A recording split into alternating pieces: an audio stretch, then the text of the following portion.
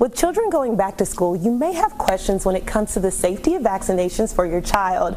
Joining us now is Amanda Broderick with Anthem Medicaid. Thanks for being with me, Amanda. Yeah, no problem, no problem. So why are vaccinations so important to school-age children? So vaccinations are especially important to school-age children just because of the immunity that it provides them.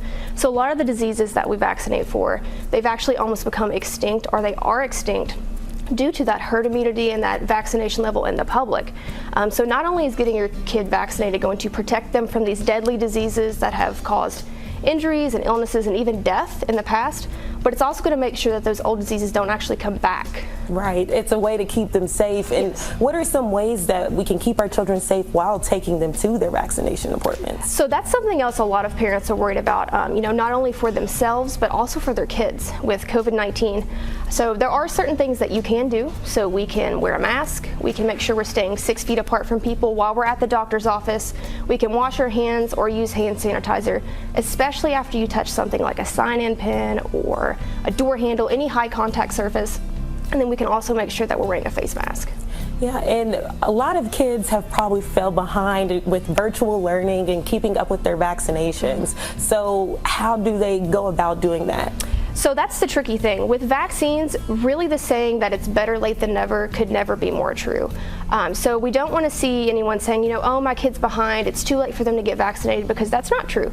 So the best thing you can do is talk to your child's doctor, and they'll work with you to make a plan to get them caught back up.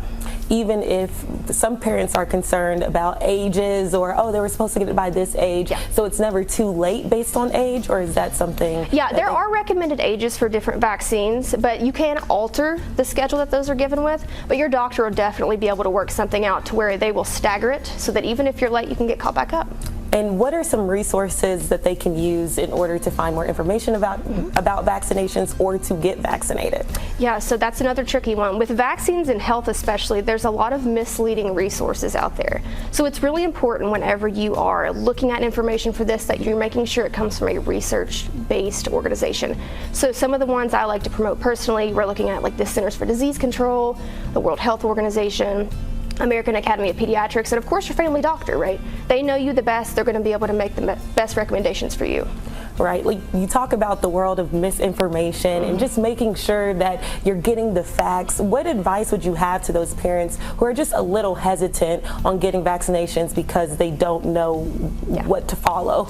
Yeah, well, what I would mainly recommend is just make sure that whatever source you're reading, make sure it's a research-based organization, that their information is coming from facts, not opinions, and make your best decision from there while also talking to your family doctor. Well, thank you so much, Amanda. That is great information. I know a lot of parents will appreciate that with going back to school, so thank you so much. Well.